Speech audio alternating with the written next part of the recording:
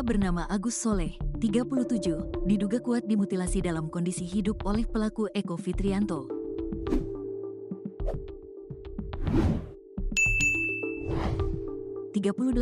Teman lama korban sejak bekerja di pabrik plywood Jombang. Tubuh tanpa kepala Agus Soleh kemudian ditemukan di saluran irigasi sawah Desa Duku Harum, Kecamatan Megaluh, Jombang, Jawa Timur. Fakta keji kematian warga Desa Jatirejo itu diungkap oleh polisi. Kasat Reskrim Polres Jombang, AKP Margono Suhendra mengatakan pelaku diduga memutilasi saat korban masih dalam kondisi bernyawa, namun sudah tidak berdaya. Dari hasil autopsi, memang ada pendarahan di kepala yang juga bisa mengakibatkan kematian. Tetapi dari hasil autopsi juga, yang menyebabkan kematian korban adalah adanya goresan benda tajam di leher, sehingga dimungkinkan korban masih hidup saat pelaku melakukan proses mutilasi, ungkapnya.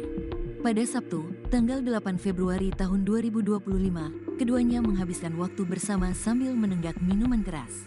Alkohol yang mengalir dalam darah mereka memicu adu mulut sengit di antara keduanya lalu perkelahian pecah.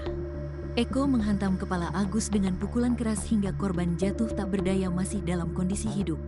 Bukannya menolong, Eko malah pulang ke rumahnya untuk mengambil alat pemotong kayu jenis sosrok.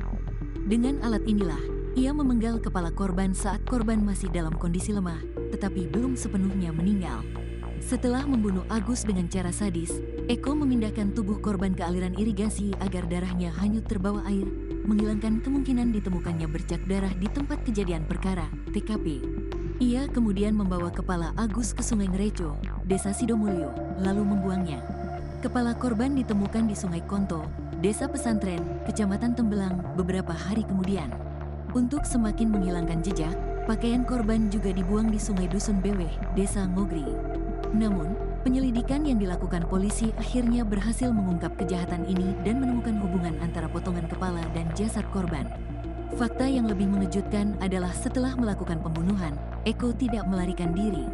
Ia tetap menjalani aktivitas sehari-hari seolah tidak terjadi apa-apa.